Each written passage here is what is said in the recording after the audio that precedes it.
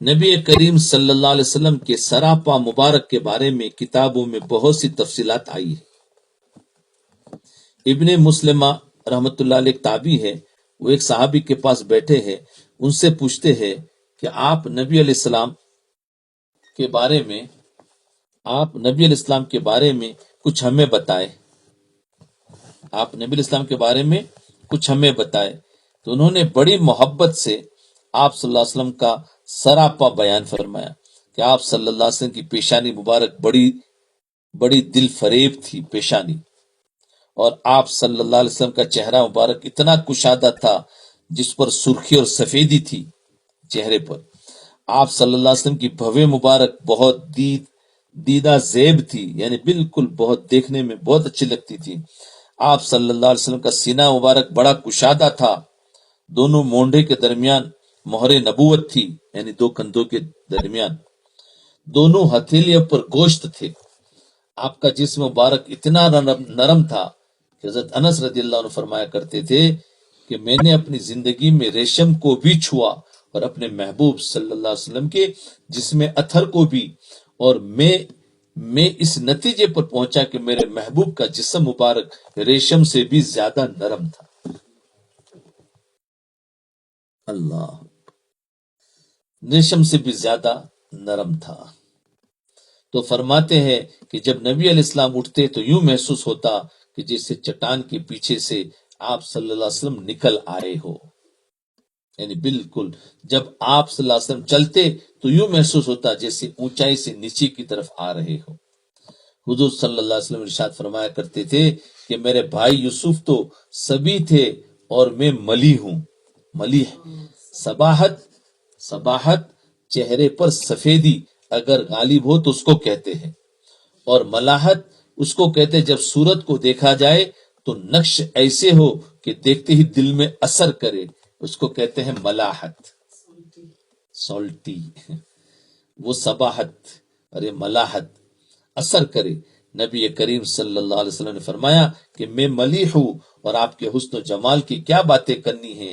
بقول سعدی رحمت اللہ علیہ، بلغ العلا بکمالہ کشف الدجا بجمالہ حسنت جمیع خصالہ صلو علیہ وآلہ۔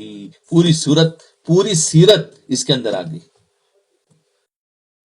پوری سیرت اس کو کھولو تو کتابیں کی کتابیں بھرتے جاؤ۔ آپ صلی اللہ علیہ وسلم کے لعاب مبارک میں اتنی تاثیر تھی کہ خیبر کے دن حضرت علی رضی اللہ عنہ کی آنکھیں دکھ رہی تھی، آپ نے اپنا لعاب مبارک ان کی آنکھوں پر لگایا، آنکھیں ٹھیک ہوگی۔ دیکھو لعاب بھی آپ کا میڈیسن تھا کہ حضرت علی رضی اللہ عنہ کی آنکھیں دکھ رہی تھی اور اس کو لگایا تو آنکھیں ٹھیک ہوگی۔ عتبہ بن خرقد رحمت رضی اللہ عنہ جو فاتح موصل کہے جاتے ہیں، ان کے جسم پر دانے نکل آئے، نبی کریم صلی اللہ علیہ وسلم نے لعاب مبارک لگا دیا، دانوں کو بھی شفا ہو گئی، پوری زندگی ان کے جسم سے ایسی خوشبو آتی رہی کہ دوسرے صحابہ ان کے جسم سے ان خوشبو کو سونگا کرتے تھے۔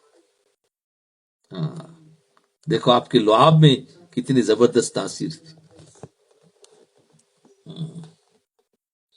آپ صلی اللہ علیہ وسلم کے پسینے مبارک میں اتنی خوشبو تھی کہ جب کبھی صحابہ کرام آپ کو تلاش کرنے کے لیے نکلتے تو فرماتے تھے کہ ہم راستے کی خوشبو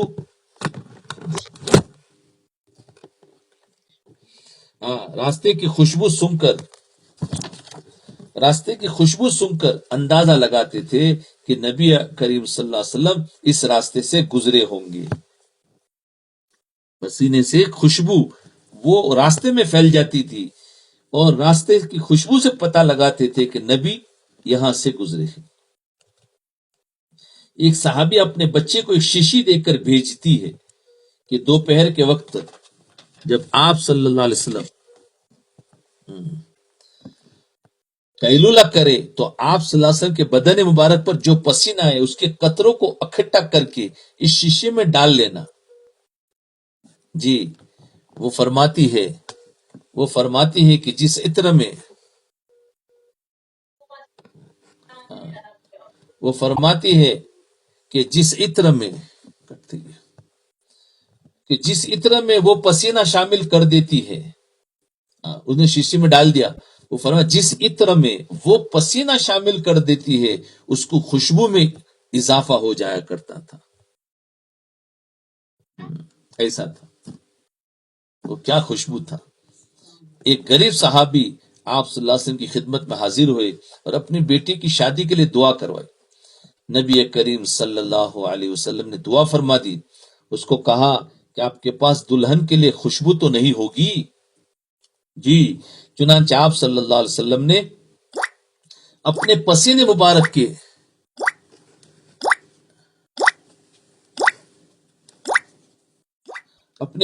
مبارک کے چند قطرے عطا فرما دیے اور وہ لے کر گئے تو سب گھر والوں نے اسے استعمال کیا. ان سب گھر والوں سے اتنی خوشبو آتی تھی کہ اس گھر کا نام بیت خوشبودار، خوشبو والا گھر مشہور ہو گیا. تو دیکھو، آپ کے لعاب مبارک میڈیسن بنتا تھا اور آپ کا پسینہ مبارک خوشبو پرفیوم بن جاتا تھا. سبحان اللہ، سبحان اللہ. جی. اور آپ کا چہرہ مبارک تو یعنی وہ کیا ہے، وہ دل خوش ہو جاتا تھا، کہتے نا اثر کر لیتا تھا. جیسے انسان آج گھومنے جاتا ہے نا کوئی مناظر دیکھنے کے لیے، وہ اما نبی کا چہرہ دیکھ لیتے تھے، ایسا لگتا تھا کوئی دنیا کو دیکھنے کی ضرورت نہیں ہے، اتنی ان کو خوشی ہوتی تھی. عبادہ بن صامت رضی اللہ عنہ ایک جلیل القدر بدری صحابی ہے. فرماتے ایک دن میں حضرت انس رضی اللہ عنہ کے ہاں ایک دعوت پر حاضر ہوا. ایک باندی میرے لیے ایک تولیہ لائی، تولیہ کافی میلا تھا. حضرت انس رضی اللہ عنہ نے کہا کہ اس کو صاف کر کے لے آؤ. وہ باندی بھاگی گئی اور جلتے تندور میں اس تولیے کو ڈالا اور اٹھا کر واپس لے آئی. میں نے دیکھا کہ وہ تولیہ بالکل صاف ستھرا میرے سامنے تھا. مجھے حیرانگی ہوئی. میں نے حضرت انس رضی اللہ عنہ سے پوچھا کہ اس میں کیا راز ہے؟ تو اس باندی نے انہوں نے بتایا کہ ایک مرتبہ نبی اکرم صلی اللہ علیہ وسلم میرے ہاں تشریف لائے تھے. میں نے آپ صلی اللہ علیہ وسلم کے ہاتھ مبارک دھلوائے اور آپ صلی اللہ علیہ وسلم کو ہاتھ خشک کرنے کے لیے یہ ٹاول میں نے پیش کیا، جس سے آپ صلی اللہ علیہ وسلم نے اپنے ہاتھ مبارک خشک کیے. آپ کے ہاتھ لگ گئے نا اس ٹاول کو. اس دن سے آگ نے اس ٹاول کو جلانا چھوڑ دیا. جب یہ میلا ہو جاتا ہے ہم اسے آگ میں ڈالتے ہیں، آگ اسے میل کو تو کھا لیتی ہے، صاف تولیہ ہمیں آگ سے باہر نکال لیتے ہیں. سبحان اللہ. جی. کہ تولیہ مبارک کس پر آپ کا ہاتھ لگ گیا. سیدہ فاطمہ الزہرا رضی اللہ عنہا نے روٹیاں لگائی. ایک ان کا تو ایک قصہ کہ تولیے پر ہاتھ لگا.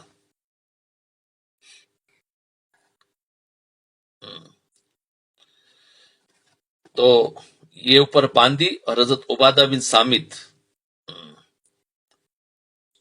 جو ایک جلیل القدر بدری صحابی، فرماتے ایک دن میں انس رضی اللہ عنہ کا ایک دعوت پر حاضر ہوا تو وہاں ان کی ایک باندی تھی.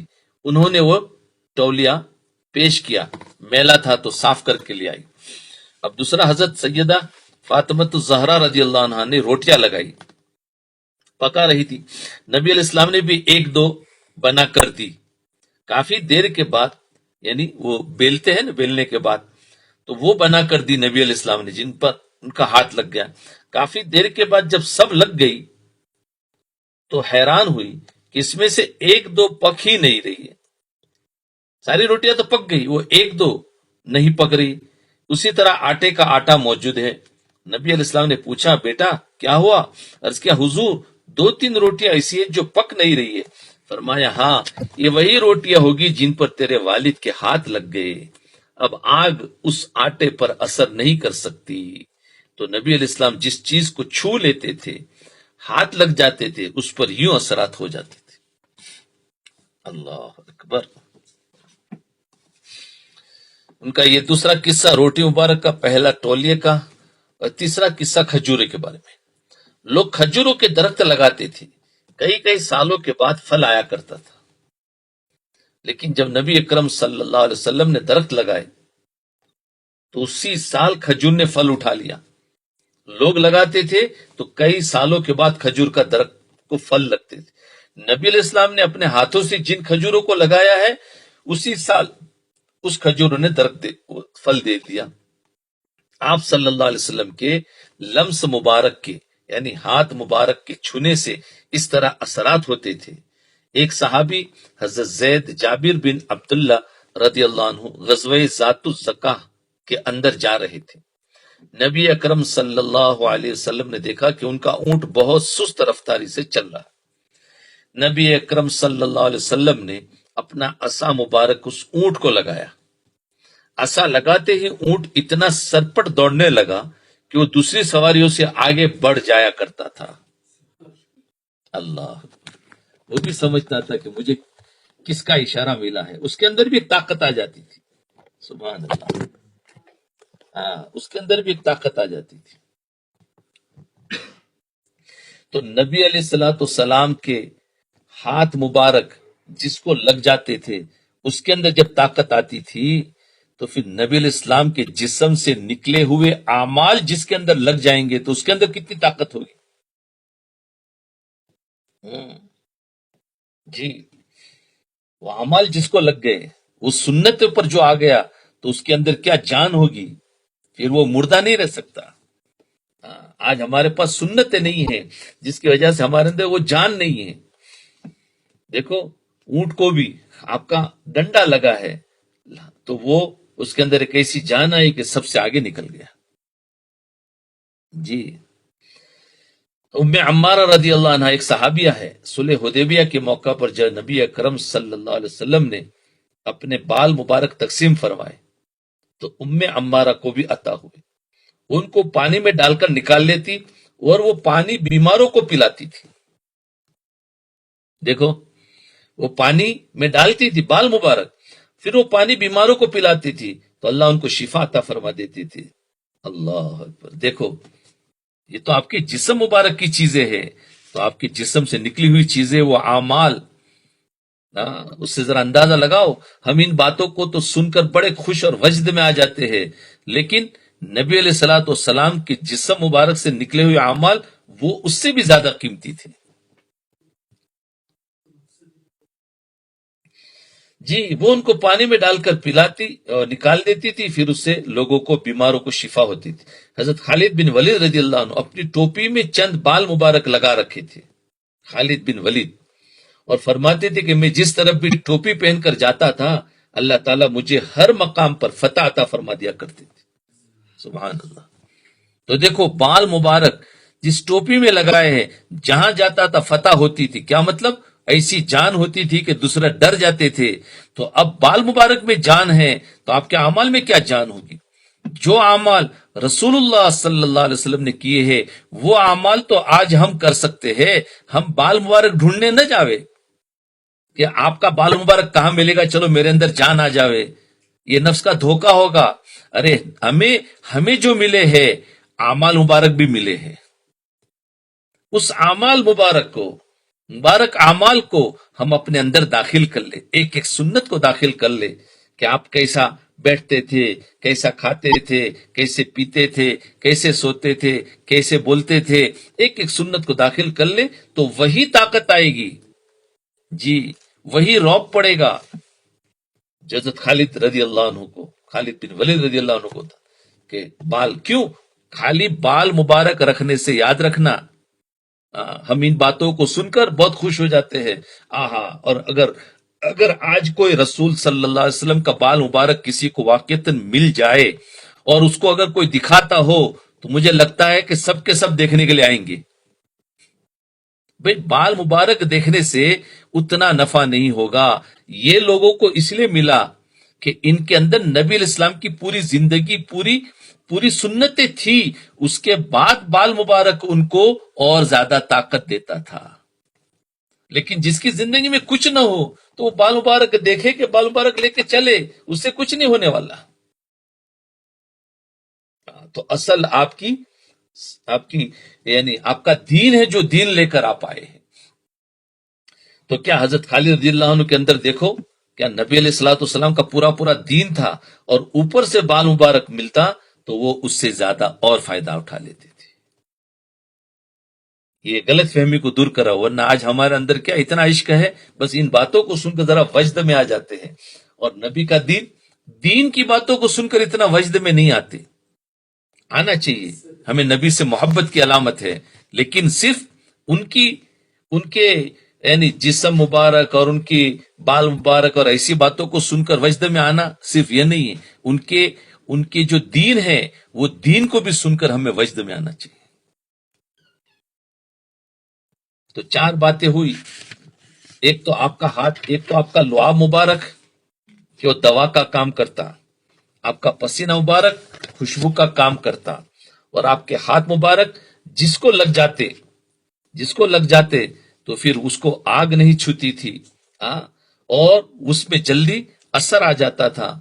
اور پھر آپ کے بال مبارک کہ اس کو جس مقصد کے لیے بھی کیا جاتا وہ اس میں فائدہ دیتے تھے. کہ بال مبارک کو حضرت خالد بن ولید اپنی ٹوپی میں لگا رکھا تھا تو جدھر جاتے فتح ہو جاتی. اور ایک ام عمارہ رضی اللہ عنہا نے اس کو پانی میں ڈال کر نکال دیتی تھی، وہ پانی بیماروں کو دیتی تو وہاں سے شفا مل جاتا تھا. تو دیکھو 4 چیزیں ہوئی. آپ صلی اللہ علیہ وسلم نے فرمایا کہ آدم علیہ السلام سے لے کر میرے آباء و اجداد تک، آدم علیہ السلام سے لے کر، یاد رکھنا، فرمایا میرے آباء و اجداد تک نطفہ حلال طریقے سے ایک جگہ سے دوسری جگہ ٹرانسفر منتقل ہوتا رہا. آپ سے لے کر حضرت آدم علیہ السلام تک ایک بھی رشتہ ایسا نہیں جو غلط طریقے سے پرورش پایا ہو. سبحان اللہ. یہ بھی آپ کی خصوصیت ہے کہ آپ کی حفاظت پوری ہوئی ہے نسل در نسل. دیکھو اللہ تعالیٰ نے رسول اللہ صلی اللہ علیہ وسلم کو ایسی زندگی عطا فرمائی کہ وہ لوگ جو آپ کی جان کے دشمن تھے، ایسی زندگی عطا فرمائی، وہ لوگ جو آپ کی جان کے دشمن تھے ان کی زبان سے بھی نکلا کہ ہم نے آپ صلی اللہ علیہ وسلم کو جھوٹ بولتے ہوئے کبھی نہیں دیکھا. جان کے دشمن ہیں لیکن پھر بھی وہ اقرار کرتے تھے کہ ہم نے نبی کو جھوٹ بولتے ہوئے کبھی نہیں دیکھا. لیکن وہی لوگ جو آپ صلی اللہ علیہ وسلم کو صادق اور امین کہتے تھے، مکہ مکرمہ کے حالات اس وقت انتہائی ناگفتہ بھی تھے.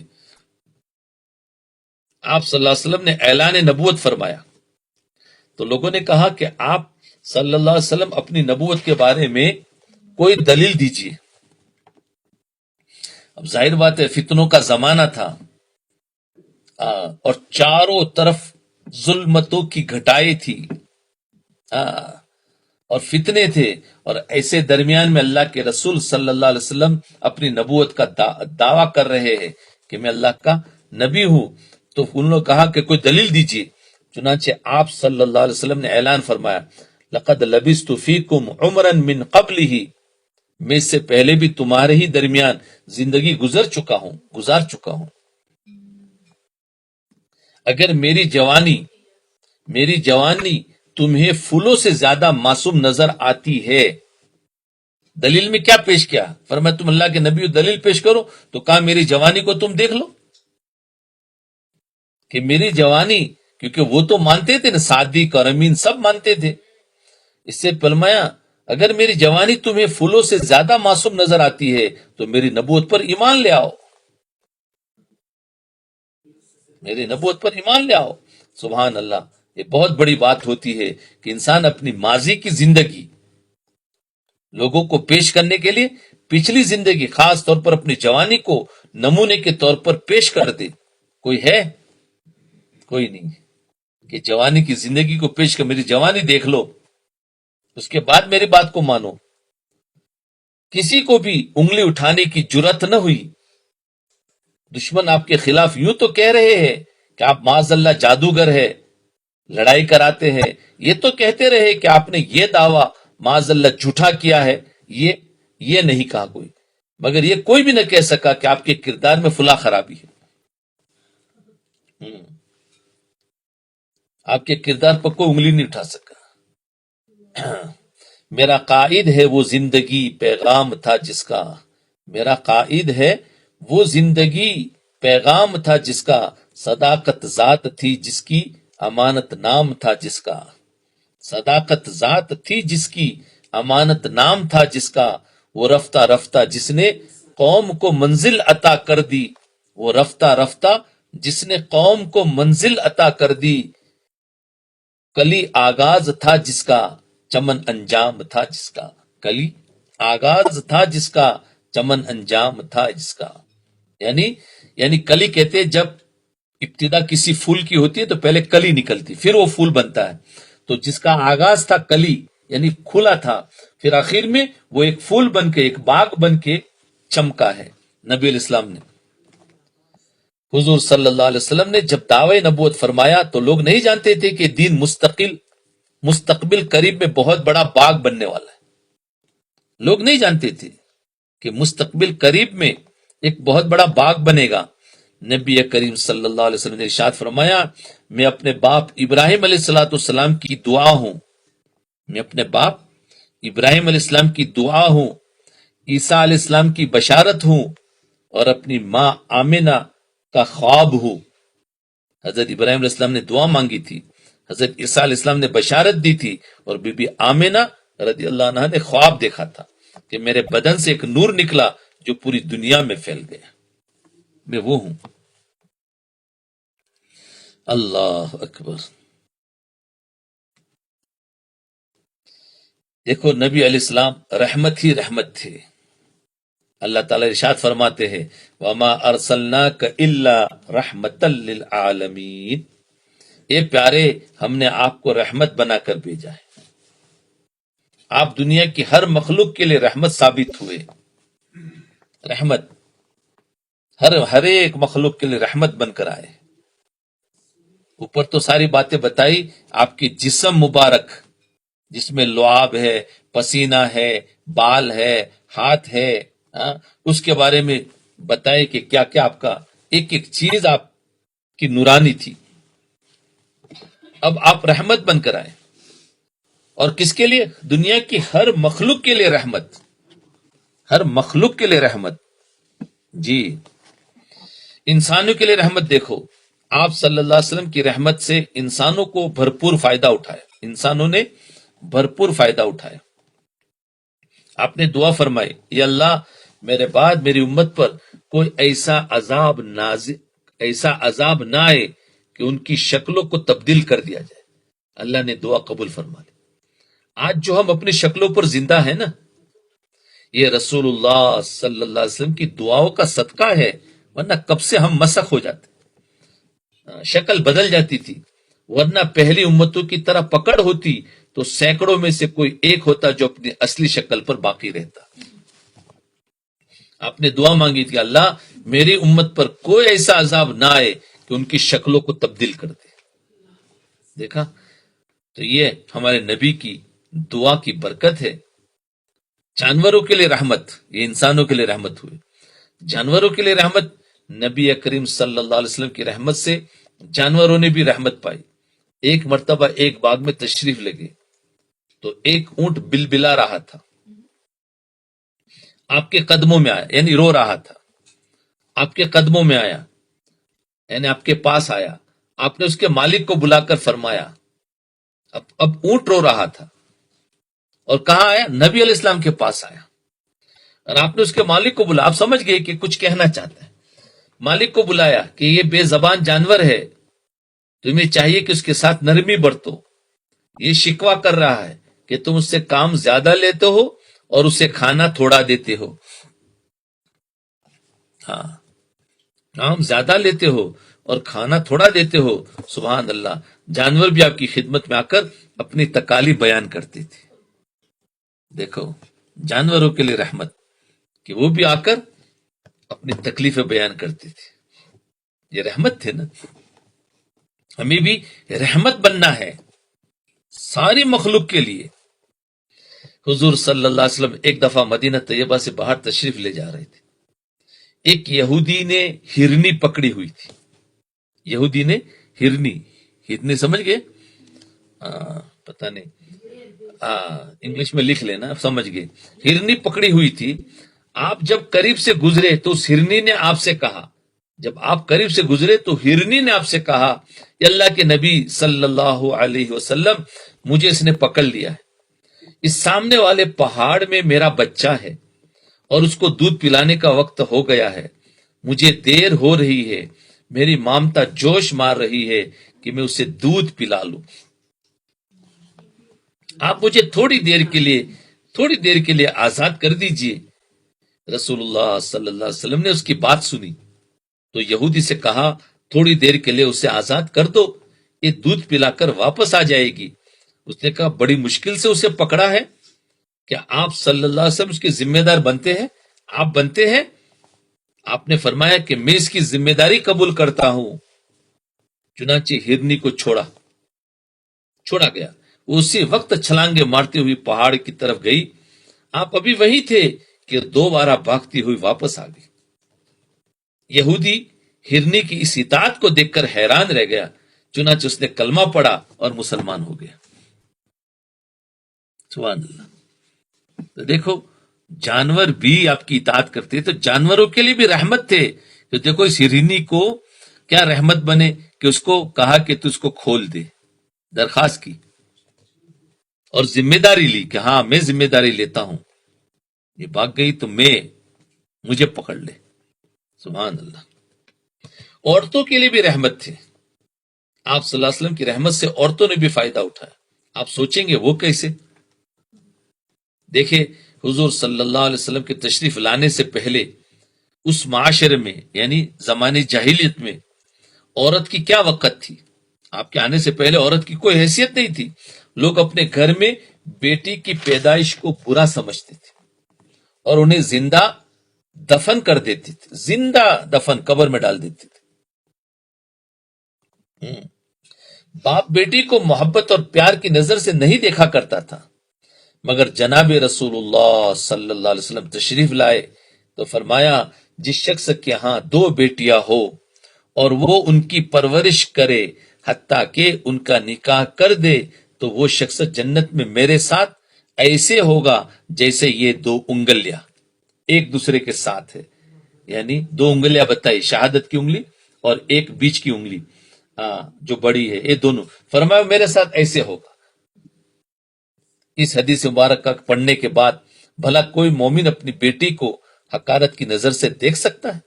جس کو 2 بیٹیاں ملی اور دونوں کی اچھی پرورش کی ہو، اور پھر اس کے بعد ان کا نکاح کر دے تو شخص جنت میں میرے ساتھ ایسے ہوگا جیسے 2 انگلیاں، یعنی قریب میں ہوگی. تو فرمایا اب بتاؤ، کوئی مومن اپنی بیٹی کو حقارت کی نظر سے دیکھ سکتا ہے؟ نہیں، بلکہ وہ سمجھے گا کہ میرے لیے تو جنت کا دروازہ کھل گیا. بیٹی کی پیدائش پر کیا سمجھے گا؟ میرے لیے تو جنت کا دروازہ کھل گیا. سیدنا رسول اللہ صلی اللہ علیہ وسلم نے آنے سے پہلے بیویوں کے ساتھ نہایت ظلم کی زندگی، یہ تو بیٹیوں کے ساتھ ہوا، بیویوں کے ساتھ کیسا ہوتا تھا کہ بیویوں کے ساتھ نہایت ظلم کی زندگی گزاری جاتی تھی. آپ صلی اللہ علیہ وسلم تشریف لائے تو آیات اتر آئی، وَعَاشِرُوهُنَّ بِالْمَعْرُوفِ، اور تم ان سے معروف طریقے سے زندگی گزارو، بھلائی کے ساتھ زندگی گزارو.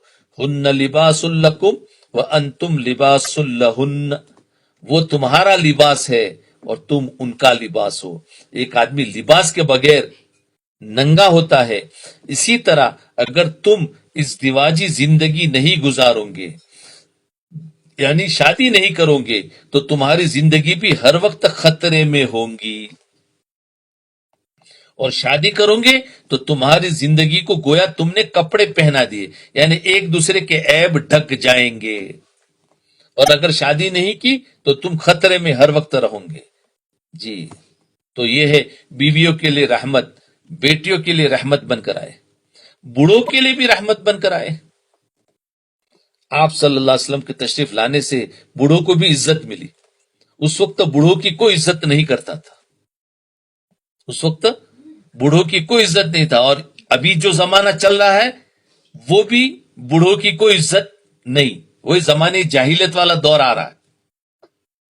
اس لیے اولڈ ہاؤس کیا بنا ہے؟ تو وہ کہ بھائی بوڑھوں کی کوئی عزت نہیں. اس زمانے نبی علیہ السلام نے بوڑھوں کی، کیونکہ دین میں بوڑھوں کی عزت ہے اور یہ دین سے ہٹا رہے ہیں، بوڑھوں کی کوئی عزت نہیں کرتا تھا. جناب رسول اللہ صلی اللہ علیہ وسلم نے فرمایا جس نے کسی ایسے شخص کی عزت کی، دیکھو، جس نے کسی ایسے شخص کی عزت کی جس کے بال اسلام میں سفید ہو گئے ہو، تو یہ ایسے ہی ہے جیسے اس نے اپنے اللہ تعالیٰ کی عزت کی. بوڑھوں کی عزت کرنے کا یہ مقام ہے. بوڑھوں کے ساتھ بیٹھا کرو. جس نے اسلام کے اندر بڑھاپا لایا ہے، جی اولڈ ایج ہوم، جی اللہ اکبر. تو یہ بوڑھوں کے لیے تھی، اس لیے بوڑھوں سے نفرت نہ کرے. اگر ماں باپ بوڑھے ہیں تو بالکل نفرت نہ کرے، بلکہ یوں سمجھے کہ میرے جنت کمانے کا راستہ ابھی تک کھلا ہے. مجھے اللہ تک پہنچنے کا راستہ میرے ماں باپ ہی ہے. اور اگر ماں باپ نہیں ہے تو اپنے علاقوں میں رشتہ داروں میں جو بوڑھے ہیں ان بوڑھوں کو بھی عزت کرے، ان کے پاس بیٹھا کرے، ان کی خدمت کرے، ان کو کچھ ہدیہ دے. اور اس سے بھی کیا ہے، یہی نیت کے ساتھ کہ ان بوڑھوں سے مجھے اللہ تک ملے، پہنچ جائیں گے. جی اس لیے بوڑھوں کے ساتھ بیٹھا کرے. آج کوئی بھی انسان اپنے بوڑھوں کے ساتھ بیٹھنا پسند نہیں کر سکتا. اچھا، مزدوروں کے لیے بھی رحمت بن کر آئے. ایک صحابی رضی اللہ عنہ نبی اکریم صلی اللہ علیہ وسلم سے مسافہ کرتے ہیں. آپ نے دیکھا کہ ہاتھ بہت سخت ہے. ایک صحابی نبی علیہ السلام سے مسافہ کرتے، اور آپ نے دیکھا کیونکہ محنت کرنے سے ہاتھ میں سختی آ جاتی ہے نا، تو ہاتھ بہت سخت ہے. وجہ پوچھی تو عرض کیا، یا اللہ کے نبی صلی اللہ علیہ وسلم، میں پہاڑ پر رہتا ہوں، وہاں پر پتھر توڑ کر اپنی زندگی گزارتا ہوں. آپ نے اس کی طرف دیکھا، فرمایا الکاسب حبیب اللہ، الکاسب حبیب اللہ، ہاتھ سے کمانے والا اللہ کا دوست ہے. ہاتھ سے کمانے والا اللہ کا دوست ہے. مزدوروں کو بھی عزت ملی. ہاتھ سے کماؤ. آج کا زمانہ ہاتھ سے کمانا ہی چھوڑ دیا. بولے ادھر ڈال دو، ادھر ڈال دو. ہاتھ سے کماؤ محنت کر کے. اللہ اکبر. تو دیکھو ان کے لیے بھی مزدوری. تو مزدور جو ہے وہ یہ نہ سمجھے، بلکہ وہ کون ہے، حبیب اللہ ہے. مزدوروں کو حقیر نہ سمجھے، وہ حبیب اللہ ہے، اللہ کے محبوب ہے، کہ ہاتھ سے کما رہے، محنت مزدوری کرتے ہیں، پسینہ بہاتے ہیں، کڑوی کسیلی سنتے ہیں، صبح سے شام تک تھکتے ہیں. کس کے لیے؟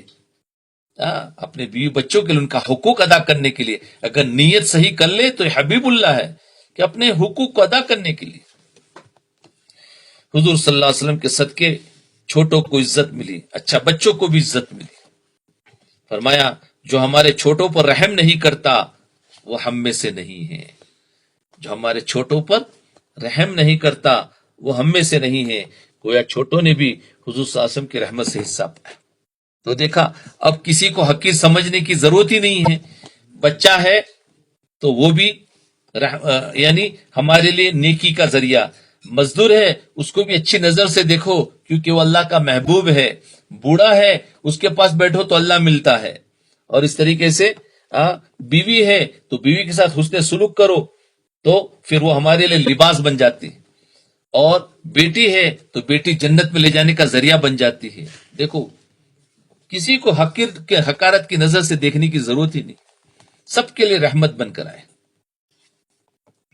فرشتوں کے لیے رحمت. دیکھو، نبی اکرم صلی اللہ علیہ وسلم نے ایک مرتبہ جبرائیل علیہ السلام سے پوچھا، جبرائیل کیا آپ کو بھی میری رحمت سے حصہ ملا؟ عرض کیا، جی ہاں، آپ کی تشریف آوری سے پہلے مجھے اپنے انجام کے بارے میں ڈر لگا رہتا تھا. آپ تشریف لائے تو آیات اتری، انہو لقول رسول کریم ذی قوت عند ذی العرش مکین مطاع ثم امین. بس مجھے اپنے انجام کے بارے میں تسلی نصیب ہو گئی، ورنہ میں بھی ڈرا کرتا تھا. یہ تو فرشتوں کے لیے بھی رحمت. ارے دشمنوں کے لیے بھی رحمت ہے.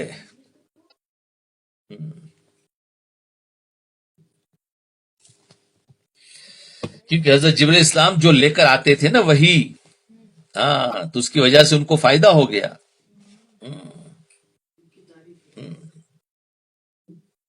کہ حضرت جبرائیل اسلام وہ ہے کہ جن کے بارے میں فرمایا یہ کوئی چیز گڑبڑ نہیں کر سکتے. ہاں، ان کی تعریف کی گئی ہے، حضرت جبرائیل اسلام کی تعریف کی گئی ہے. ہاں جی. تو دشمنوں کے لیے رحمت. نبی اکرم صلی اللہ علیہ وسلم جب مکہ فتح کیا تو آپ قریش مکہ سے ان کی ایذا رسانیوں کا بدلہ چکا سکتے. دیکھو دشمنی کے لیے رحمت کیسے. جب مکہ فتح ہوا ہے تو اب جانتے ہیں کہ مکہ کس کا وطن ہے؟ ہمارے نبی علیہ السلام کا وطن ہے. اور آدمی کو اپنے وطن سے نکالا جائے تو کتنی بڑی ذلت ہے. ان کو نکالا گیا. اب اسی مکہ میں فاتحانہ داخل ہو رہے ہیں. تو اب بتاؤ دشمنوں کے ساتھ بدلہ لینے کا کتنا بہترین موقع ہے. تو آپ نے کیا کیا کہ بدلہ چکا سکتے تھے، مگر آپ نے ارشاد فرمایا وہی کروں گا جو میرے بھائی یوسف علیہ السلام نے اپنے بھائیوں سے کیا تھا. لا تثریب علیکم الیوم. بس آپ صلی اللہ علیہ وسلم دشمنوں کے لیے رحمت ثابت ہوئے.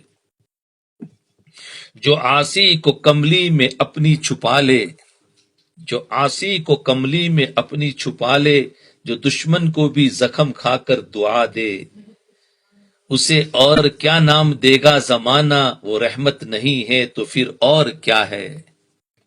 سبحان اللہ. جو عاصی کو کملی میں اپنی چھپا لے، یعنی گنہگار کو بھی اپنی چادر میں چھپا لے، اور جو دشمن کو بھی زخم کھا کر دعا دے، یعنی جو دشمن کو زخم دے. جو طائف کے مکوں میں زخم ہوا نا، طائف کے اندر، مکہ کے اندر جو طائف کا قصہ ہے، اس میں دشمنوں نے آپ کو زخم پتھر مارے تو آپ نے کیا کیا؟ دعا دی. جو دشمن کو بھی زخم کھا کر دعا دے، اسے اور کیا نام دے گا زمانہ، وہ رحمت نہیں ہے تو پھر اور کیا ہے. سمجھے؟ تو اب دیکھو آپ رحمت بن کر آئے. کس کے لیے رحمت؟ انسانوں کے لیے، عام انسانوں کے لیے رحمت، جانوروں کے لیے رحمت، اور عورتوں کے لیے رحمت. اس میں بیٹی کے لیے رحمت، بیویوں کے لیے رحمت، بوڑھوں کے لیے رحمت، مزدوروں کے لیے رحمت، بچوں کے لیے رحمت، فرشتوں کے لیے رحمت، اور دشمنوں کے لیے بھی رحمت. یہ ہے کہ آپ رحمت للعالمین ہے نا، اس کو کہتے ہیں رحمت للعالمین. اب سنو، آپ کی نبوت کی گواہی کس نے دی ہے؟ نبوت کی گواہی کہ آپ نبی ہے، یہ تو رحمت کے بارے میں بتایا، آپ کی نبوت کی گواہی بھی دی ہے. ایک دفعہ آپ صلی اللہ علیہ وسلم کے پاس ابو جہل آیا. ابو جہل، اس کی مٹھی میں کنکریاں تھی، مٹھی کے اندر کنکریاں تھی. کہنے لگا اگر آپ صلی اللہ علیہ وسلم یہ بتا دے کہ میرے ہاتھ میں کیا ہے تو میں مسلمان ہو جاؤں گا. لو، وہ آیا، کیا کہنے لگا؟ اس کے ہاتھ میں مٹھی بند تھی، کنکریاں تھی. کہنے لگا میرے مٹھی میں کیا ہے، اگر آپ بتا دیں تو میں مسلمان ہو جاؤں گا. آپ نے اس کے ہاتھ کی طرف اشارہ فرمایا تو کنکریوں نے کلمہ پڑھنا شروع کر دیا. مگر افسوس کہ اس کا دل پتھر سے بھی زیادہ سخت تھا، اسی لیے وعدے سے مکر گیا. ورنہ تو دلیل اس کے سامنے آ گئی تھی. تو آپ نے اشارہ کیا تو کنکریوں نے کلمہ پڑھنا شروع کر دیا. پتہ چل گیا ایک پتھر ایسا تھا. تو دیکھو کنکریوں نے آپ کے نبوت کی گواہی دی نا.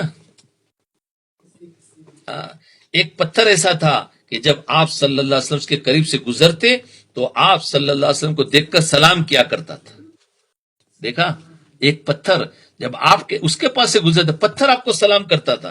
حضور نے فرمایا کہ میں اس پتھر کو جانتا ہوں، میں اس پتھر کو جانتا ہوں جو مجھے نبوت سے پہلے بھی سلام کرتا تھا اور آج بھی مجھے سلام کرتا ہے. پہلے بھی سلام کرتا تھا. دیکھو پتھروں نے اور کنکریوں نے ہمارے نبی کو پہچانا، لیکن ہم نے اپنے نبی کو نہیں پہچانا. ہم نے نہیں پہچانا. وہ کنکریاں پہچان گئی، کلمہ پڑھنا شروع کر دیا. وہ پتھر پہچان گیا، نبی آتے ہی سلام کرتا تھا. ہم نے اپنے نبی کو ابھی تک نہیں پہچانا. اللہ. سید عائشہ رضی اللہ عنہا کی حضور صلی اللہ علیہ وسلم سے محبت. جی نبی اکریم صلی اللہ علیہ وسلم کے جانثاروں کو آپ سے بے پناہ محبت تھی.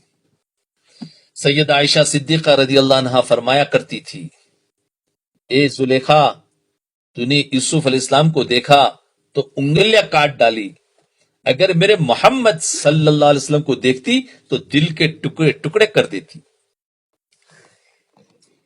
جی بیوی ہو تو ایسی ہو، ماں عائشہ جیسی ہو رضی اللہ عنہ. جی کیا کیا کہنے لگی، دیکھو کہ تو اگر میرے محمد صلی اللہ علیہ وسلم کو دیکھتی تو دل کے ٹکڑے ٹکڑے کر دیتی. کیا محبت ہوگی بتاؤ. حسن رسول صلی اللہ علیہ وسلم کے چاند کی حیثیت. ابھی آپ کا حسن دیکھو، آپ کی شہادت پتھروں نے دی، آپ کی محبت بتایا، اور حسن رسول. جی ایک صحابی نبی اکرم صلی اللہ علیہ وسلم کی زیارت کے لیے حاضر ہوئے. 14 رات تھی، 14ویں رات تھی. 14 کا جو چاند ہوتا ہے، چاند اپنی پوری آب و تاب کے ساتھ روشن تھا. کچھ ایسا رخ بنتا تھا کہ سامنے ہی رسول اللہ صلی اللہ علیہ وسلم تشریف فرما تھے، اور اوپر آسمان پر چاند نظر آ رہا تھا. نظر کبھی آپ صلی اللہ علیہ وسلم کے روح انور پر پڑتی، یعنی چہرے پر، اور کبھی چاند پر پڑتی تھی. وہ صحابی کبھی آپ کے چہرے کو، روح انور کو دیکھتے، اور کبھی چاند کو دیکھتے. پھر آپ کے ودہا والے چہرے پر پڑتی، پھر آپ کے ودہا والے چہرے پر پڑتی، پھر چاند پر پڑتی. بہت دیر تک وہ چاند کو بھی دیکھتے رہے، اور رسول اللہ صلی اللہ علیہ وسلم کے روح انور کو بھی دیکھتے رہے. بالآخر انہوں نے فیصلہ کیا کہ یہ چاند تیرے حسن و جمال سے میرے پیارے پیغمبر صلی اللہ علیہ وسلم کا حسن و جمال زیادہ ہے. تیرے حسن و جمال سے میرے نبی کا حسن و جمال زیادہ ہے. چاند سے تشبیہ دینا یہ کہاں انصاف ہے، چاند سے تشبیہ دینا یہ کہاں انصاف ہے. چاند پر ہے چھائیا، مدنی کا چہرہ صاف ہے. چاند پر ہے چھائیا، مدنی کا چہرہ صاف ہے. جی اللہ اکبر، کیا حسن جمال تھا. دیکھو جو نبی علیہ الصلوۃ والسلام کی سنتوں پر اور آپ کے طریقے پر چلے گا، اللہ اس کے چہروں کو بھی ایسا ہی حسن و جمال عطا فرمائیں گے. یاد رکھنا، یہ کوئی ایسا نہیں ہے جو اس دین کو لے کر چلے گا، اللہ اس کے چہرے کو بھی منور کرتے ہیں، خوبصورت کرتے ہیں. لوگ دیکھنے کے لیے آئیں گے کہ کیا چہرے پر کیا نور ہے. یہ اصل دین کا کمال ہے. ہم میک اپ لگا لے، ادھر ادھر کی چیزیں لگا لے، اس سے کوئی خوبصورتی نہیں ہوتی، وہ وقتی ہوتی ہے. اصل حقیقی خوبصورتی چاہیے تو دین کو اپنی زندگی میں اتار لے. دیکھو سیدہ ام حبیبہ رضی اللہ عنہ کا عشق رسول اوپر بتایا، سیدہ عائشہ صدیقہ رضی اللہ عنہ کا عشق رسول.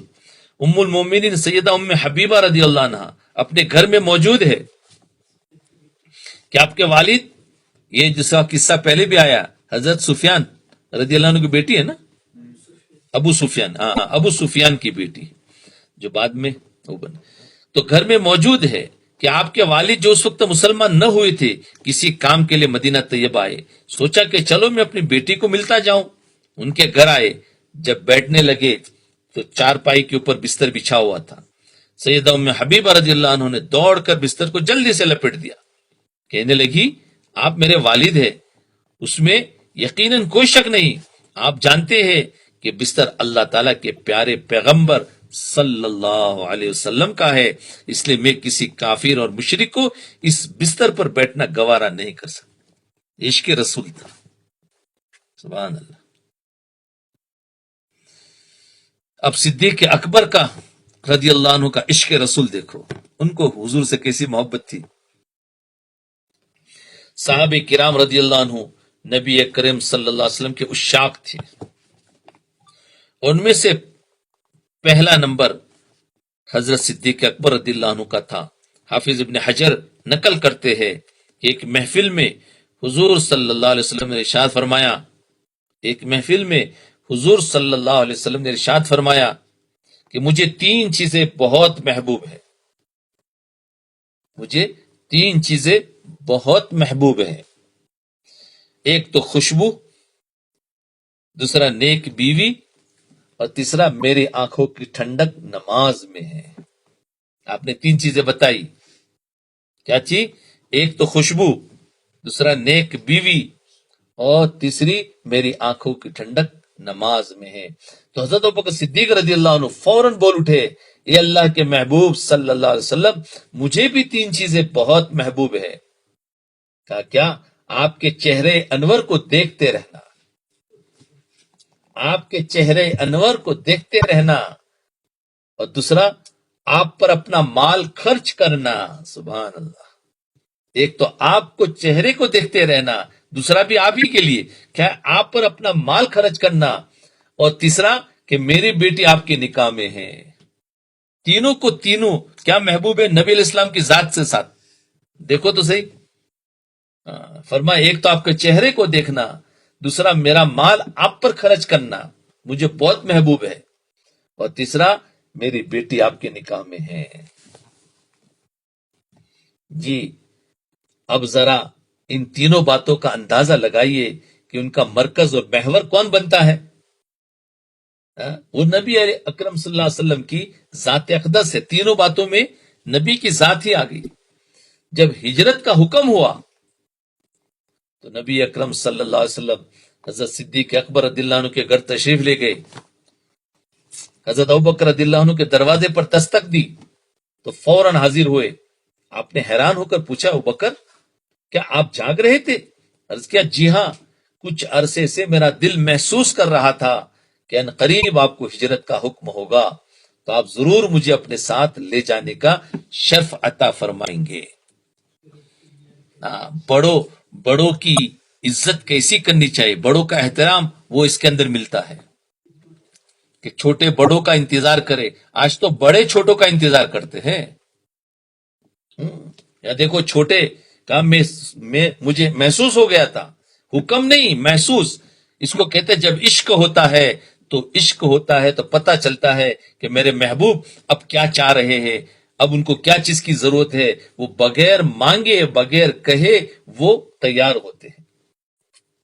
فرمایا میرا دل محسوس کر رہا تھا کہ ان قریب آپ کو ہجرت کا حکم ہوگا، تو آپ ضرور مجھے اپنے ساتھ لے جانے کا شرف عطا فرمائیں. اس لیے وہ جاگ رہے تھے. بس میں نے اس دن سے رات کو سونا چھوڑ دیا کہ کہیں ایسا نہ ہو کہ آپ تشریف لائے اور مجھے جاگنے میں دیر ہو جائے. اللہ، رات کو سونا چھوڑ دیا کہ آپ کبھی آ جائے.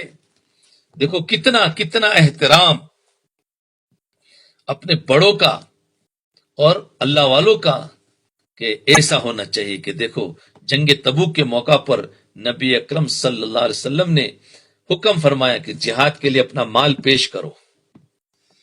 تو حضرت عمر رضی اللہ عنہ اپنے گھر کا آدھا مال لے آتے اور دل میں سوچتے رہے کہ آج میں ابوبکر صدیق رضی اللہ عنہ سے اس نیکی میں بڑھ جاؤں گا، کیونکہ آدھا مال لا رہے گا، میں تو آج تو ان سے بڑھ جاؤں گا. لیکن جب صدیق اکبر رضی اللہ عنہ آئے تو نبی اکرم صلی اللہ علیہ وسلم نے پوچھا، یا ابوبکر، دیکھو یہ نہیں پوچھا،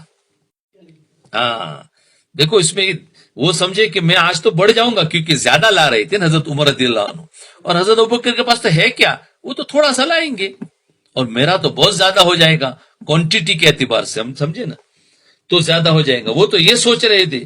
لیکن نبی علیہ السلام نے سوال پوچھا، ابوبکر آپ اپنے پیچھے کیا چھوڑ کر آئے؟ اپنے پیچھے بیوی بچوں کے لیے کیا چھوڑ آئے ہو؟ کتنا لائے یہ نہیں پوچھا، کیا چھوڑ آئے ہو پوچھا. عرض کیا اپنی بیوی بچوں کے لیے اللہ تعالیٰ اس کے رسول کو چھوڑ آیا ہوں. دیکھو اب چاہے وہ تھوڑا سا ہو لیکن لائے تو کل کا کل. اور حضرت عمر رضی اللہ عنہ لائے زیادہ لیکن آخر وہ بھی تو آدھا ہی ہے نا. ارے سمجھے کچھ جو سمجھانا چاہتا ہوں؟ وہ لائے زیادہ لیکن پھر بھی آدھا ہے، یہ لائے تھوڑا لیکن سب کا سب لے آئے. نہیں سمجھے لگتا ہے. ہاں. تو وہ کوانٹیٹی میں تو بڑھ گئے لیکن کوالٹی میں حضرت ابوبکر رضی اللہ عنہ بڑھ گئے. کیوں؟ کہ سب کا سب لے آئے. پروانے کو چراغ ہے بلبل کو فل بس، پروانے کو چراغ ہے بلبل کو فل بس، صدیق کے لیے ہے خدا کا رسول بس. یعنی اللہ کے رسول صلی اللہ علیہ وسلم کے لیے سب کچھ لے آئے، کہ اللہ اور اللہ کے رسول کو چھوڑ کر آیا. جب نبی اکرم صلی اللہ علیہ وسلم کا وصال مبارک ہوا تو صدیق اکبر رضی اللہ عنہ نے اپنا غم ان الفاظ میں ظاہر کیا. لما رأیت نبیا منجندلا ذاقت علی بمرسہن الاولی. یعنی جب میں نے اپنے نبی صلی اللہ علیہ وسلم کو وفات یافتہ دیکھا تو مکانت اپنی وسعت کے باوجود مجھ پر تنگ ہو گئے. وفات کے وقت جب میں نے اپنے نبی کو وفات یافتہ دیکھا تو مکانت اپنی وسعت کے باوجود مجھ پر تنگ ہو گئے. اس وقت آپ صلی اللہ علیہ وسلم کی وفات پر میرا دل لرز اٹھا